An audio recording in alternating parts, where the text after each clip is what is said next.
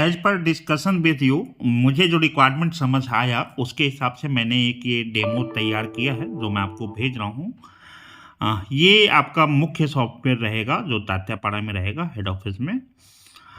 इसका पर्पस है कि इसमें हमको कोई मास्टर नहीं बनाना है, हम केवल यहाँ से स्टॉक आउट करेंगे, स्टॉक आउट करेंगे और वहाँ पे स्टॉक इन करेंगे।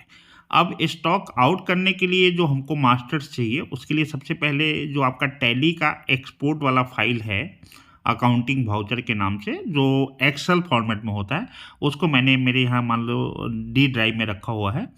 तो मुझे केवल एक काम करना होगा कि एक्सेल की जो फाइल जनरेट होगी टैली से उसको ओपन करके सेव एज सीएसवी करना होगा।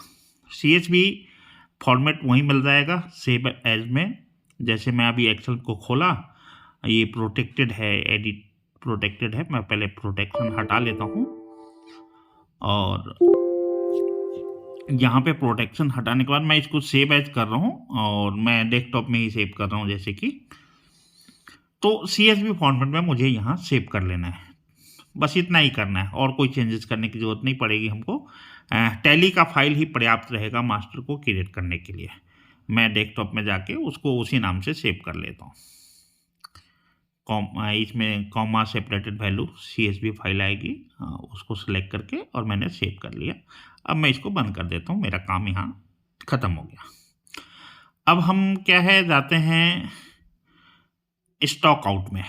यहाँ से स्टॉक आउट में जाएंगे। हमने लोकेशन बनाया हुआ है, अभी 2 लोकेशन बनाए हैं, एक आपका हेड ऑफिस 01 और 02 है सेल्स पॉइंट 1। कुछ भी नाम हो सकता है, वो जो भी नाम होगा एक्चुअल वो डल जाएगा। तो location n number of location बनाए जा सकते हैं। और ये स्टॉक आउट में मैं गया और उसके बाद मैं यहाँ पे ऐड करूँगा।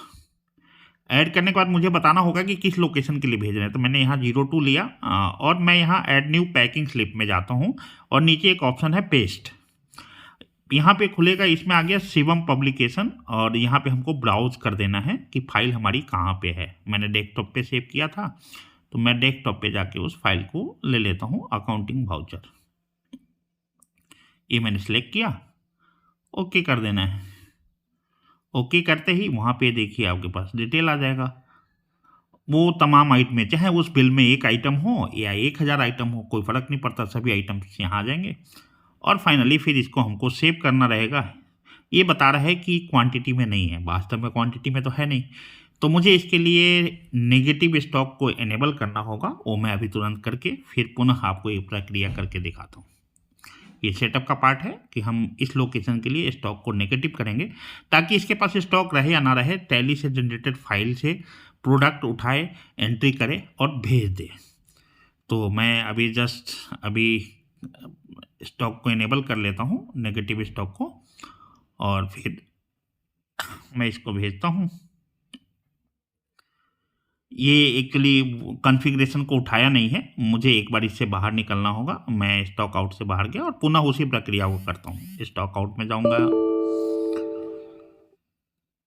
ऐड करूँगा, लोकेशन आईडी में 02 लूँगा, ऐड न्यू पैकिंग स्लिप में जाऊँगा, पेस्ट में जाऊँगा, शिवम पब्लिकेशन पे टिक मार्क करूँगा, ब्राउज कर लूँगा। फाइल मेरा डेस्कटॉप खुला ही है, इसमें अकाउंटिंग वाउचर ले लूँगा।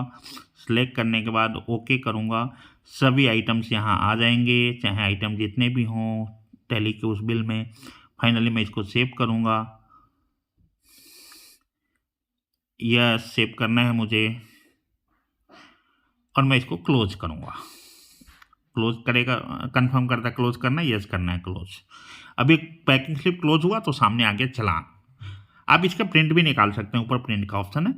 मैं इसको भेजूंगा, सेंड चालान करूंगा, नीचे एक बटन है सेंड चालान। जैसे ही सेंड चालान करूंगा तो एफटीपी पे जो ये एक फाइल है उसको अपडेट कर देगा, उसको बता देगा कि देखो मैं ये आइटम आ गया हूँ हेड ऑफिस से। किसके लिए? जिस लोकेशन के लिए भेजेंगे। आपके 10 लोकेशन हो सकते हैं, 100 लोकेशन हो सकते हैं, लेकिन प्रोडक्ट वहीं डिलीवर होगा जिस लोकेशन के लिए भेजा गया है।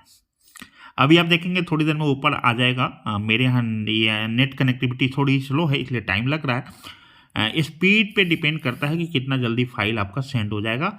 तो कॉर्नर में, टॉप कॉर्नर में राइट में लिखा हुआ आएगा चालान सेंट। बस अगर चालान एक बार चला गया तो यहाँ हमारा काम कंप्लीट। अभी नीचे लिखा हुआ challan not dispatched, once sent server पे चला गया, एफटीपी सर्वर पे चला गया, वहाँ पे आपको स्टॉक इन करना है। यहाँ आउट होगा, वहाँ इन होगा। वहाँ से कोई सामान वापस यहाँ आना है तो वहाँ से आउट होगा, यहाँ इन होगा। प्रक्रिया यही रहेगी। ये लिस्ट है, लिस्ट में कंप्लीट लिस्ट आप देख सकते हैं कि कब कब किस किस को चालान भेजा है आपने यहाँ से। और चालान बनाना अलग बात है, और सेंड चालान करने के बाद जाता है तो आप फिल्टर भी कर पाएंगे। तो ये चीज़ आपका आ गया यहाँ पे चालान रजिस्टर, ये आपके तैयार हो जाएंगे। आप इसके हार्ड कॉपी भी निकाल के रख सकते हो प्रिंट में जाके। चलिए, तो मेरा काम यहाँ कंप्लीट हो गया। हालांकि यहाँ से आप एन नंबर ऑफ रिपोर्ट निकाल सकते हैं, कब कौन सा आइटम किसको भेजा, कितना आया, कितना वहाँ बिका, कितना स्टॉक में पड़ा है। आप मल्टीपल लोकेशन की रिपोर्टिंग ले सकते हैं। फिलहाल मैं चलता हूँ आपके दूसरे वाले सॉफ्टवेयर में, जो क्लाइंट होगा जो वहाँ पे चलेगा आपके सेल्स पॉइंट पे। जैसे रेट्रो लोकेशन मैंने खोला। आप यहाँ पे जो भी यूज़र आईडी पासवर्ड आप असाइन करते हैं, एन नंबर ऑफ यूज़र हो सकता है, उसके डिफरेंट रोल हो सकते हैं, वो आप सिलेक्ट कर लेंगे। अब यहाँ मैं स्टॉक इन में जाऊँगा। मुझे स्टॉक इन में जाना है, फिर ऐड बटन पे क्लिक करना है। मुझसे पूछेगा कहाँ से फाइल आ रहा है, तो 01 लोकेशन से आ रहा है, हेड ऑफिस से। एक बार डाल देंगे, आगे से याद रखता है, ये स्मार्ट है। तो 01 डाला, ये एफटीपी सर्वर पे सर्च करेगा कि क्या इसके लिए कोई फाइल है। चाहे वहाँ हज़ारों फाइल होंगी, इसको उससे मतलब नहीं, इसको अपने वाले फाइल से मतलब है। तो इसका फाइल इसको मिलेगा, ये वहाँ से स्टॉक उठाएगा, आइटम्स उठाएगा, वहाँ यहाँ पे एंट्री कर देगा। बस हमको एंट्री होने के बाद सेव करना है बस। तो स्टॉक हमारे पास आ गया। जैसे अभी आप देखिए, मैंने पहले भी कहा कि मेरा नेट थोड़ा स्लो है। आ गया, चालान नंबर आ गया, डिटेल आ गए। हम सिंपली इसको सेव करेंगे और यस कर देंगे। यहाँ भी चालान इन रजिस्टर बनता है, ये प्रिंटिंग के लिए दे रहा है कन्फर्म, ठीक है, नहीं करना है कर लीजिए। अब ये चालान हमारे पास स्टॉक इन हो गया। हम इसके प्रिंट आउट भी निकाल सकते हैं, प्रिंट आउट निकाल के हार्ड कॉपी भी रख सकते हैं। इधर लिस्ट ऑफ चालान भी देख सकते हैं, कब कब कहाँ से आया। और कोई लोकेशन किसी लोकेशन को भेज सकता है सामान, अगर आप ऑथोराइज करते हैं तो। जैसे मान लीजिए कि लोकेशन 1 सेल्स पॉइंट 1 पे आपके पास आइटम कोई पड़ा है और सेल्स पॉइंट 2 पे उसकी रिक्वायरमेंट है, तो वो हेड ऑफिस को भी वापस भेज सकता है, हेड ऑफिस वापस 2 को भेज सकता है। लेकिन ऐसा भी कर सकते हैं, अगर हम अलाउ करते हैं तो 1 सीधा 2 को भेज सकता है, 2 सीधा 1 को भी भेज सकता है, और पूरी रिपोर्टिंग रहेगी उसकी। जैसे प्रिंट में आप देखिए, प्रिंट का फॉर्मेट भी आपके अकॉर्डिंग कस्टमाइज हो जाएगा, जैसा आप चाहेंगे वैसा हो जाएगा। तो ये डिलीवरी चालान है, स्टॉक आउट की प्रिंटिंग है। मतलब टास्क एक कंप्लीट हो गया, यहाँ से सामान चला और वहाँ पहुँच गया। तो अब हम आते हैं कि भाई आपकी एक और रिक्वायरमेंट थी, सेट। तो अब हम उस पर चर्चा करेंगे। अभी तो ये हमारा स्टॉक ट्रांसफ़र इन का पूरा रजिस्टर बन गया। आप जितने भी डिटेल्स आपको यहाँ पे मिल जाएंगे कि कब कहाँ से क्या आया, कब कहाँ पे क्या भेजा गया, कितना आउट हुआ, कितना इन हुआ। इसके बाद नेक्स्ट फेज जो आता है वो सेल्स का आता है। हम पहले एक बार चलते हैं, आपको बता दें, हम स्टॉक इन में थे, अब हम चलते हैं सेट आइटम्स। हाँ ठीक है, मैंने अभी कन्फिगर नहीं किया आपके लिए, मैं 1 सेकेंड में अभी कन्फिगर कर देता हूँ। कन्फिगर करके फिर मैं आपको वापस बताता हूँ। देखिए, जैसे सेट आइटम में गए, ये आ गया। अब मुझे सेट बनाना है, यहाँ स्कूल का नाम लिखना है। चलिए, मुझे याद नहीं आ रहा, मैं डीएवी लिख लेता हूँ। अब यहाँ नीचे आप आइटम्स एलोकेट करेंगे कि इसमें क्या क्या आइटम रहेगा। आप नाम से भी सर्च कर सकते हैं, सीधा बारकोड भी स्कैन कर सकते हैं। मैंने ये ले लिया। वहीं पे क्वांटिटी बढ़ा सकता हूँ +4 करके, या फिर नीचे लाइन में आके क्वांटिटी बढ़ा सकता हूँ। डिस्काउंट असाइन कर सकता हूँ कि किस आइटम पे कितना डिस्काउंट रहेगा। ये हो गया क्वांटिटी 5। अब मैं यहाँ भी चेंज कर सकता हूँ, नीचे भी चेंज कर सकता हूँ। 5 नहीं, 6 करना है, 6 कर लीजिए। रेट, बेचने का रेट, और ये आ गया आपका डिस्काउंट परसेंटेज। ऐसे ही जो जो आइटम इस सेट के अंदर हैं उसको डिफाइन कर देना है, उसकी क्वांटिटी, उसका रेट, उसका डिस्काउंट, और ये काफ़ी रहेगा। जैसे मैं एक सेट अभी बना लेता हूँ डीएवी का, फिर मैं एक और सेट बना लेता हूँ ज्ञान गंगा का। मुझे 2 नाम याद आ रहे हैं, तो उस हिसाब से आप n नंबर ऑफ सेट बना सकते हैं, और उसमें n नंबर ऑफ प्रोडक्ट हो सकता है एक सेट में। ये आपके बिलिंग को और ईजी कर देगा जब आपको सेट बिलिंग करनी है। तो कस्टमर को बिल तो इंडिविजुअल आइटम का ही जाएगा। डिस्काउंट क्राइटेरिया यहाँ से उठा लेगा, आइटम्स क्या क्या है वो उठा लेगा। जैसे मैंने डीएवी बना दिया है, तो अब मैं ज्ञान गंगा बना रहा हूँ। इसमें भी जो आइटम्स होंगे मैं एलोकेट कर दूंगा। मतलब ये आपके बिलिंग प्रोसेस को और इजी करेगा और स्टॉक मैनेजमेंट भी बेहतर होगा, क्योंकि हम अलग आइटम क्रिएट नहीं कर रहे हैं। आइटम क्रिएट करने में आपने कहा था कि समस्या होगी कि मान लो किसी को सेट में से एक कॉपी चाहिए और हमको देना पड़ गया, तो सेट तो टूटेगा, फिर स्टॉक कैसे मेंटेन होगा। तो इसमें ये समस्या नहीं आएगी। सेट यहाँ केवल एक कलेक्शन है, उसका अपना इंडिविजुअल कोई स्टॉक नहीं है। वो आपके रेगुलर आइटम्स में से ही स्टॉक निकालता है, उसी को बढ़ाता है, उसी को घटाता है।